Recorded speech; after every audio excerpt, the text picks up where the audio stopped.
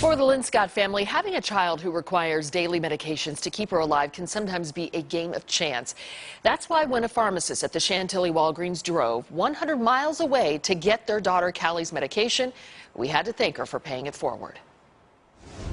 Our daughter Callie, I think, is a very joyful soul.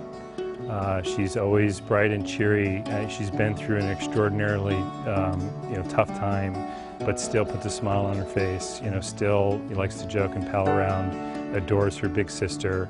Well, you wouldn't know what she does go through behind closed doors, but pulmonary hypertension, it's every day medication, 3 times a day, 3 different types of medication. She wears a pump that's attached to her 24 hours a day. She can't detach from this pump even to go swimming or to take a bath. The medication, it isn't like Tylenol or aspirin. It's life-sustaining medication that Callie needs to breathe. And Laura called me that night to inform me that the medication was on a nationwide shortage. We were down to about 2 days of this medication, and she said the next date would be 2 weeks. So she came with all kinds of solutions, trying to figure out how to get this medication for us. She offered to call around to different pharmacies. She offered to call our doctor. She offered to push it through our insurance to get other forms of medication refilled. This was on a Friday night. Our choice is basically to go down to Washington Children's Hospital and stay there until we can get medication, because they would have it on hand there. And so that's not a really,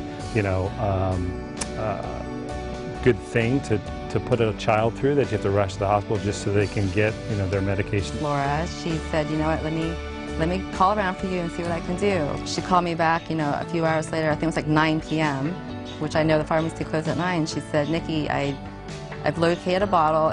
However, it's 100 miles away.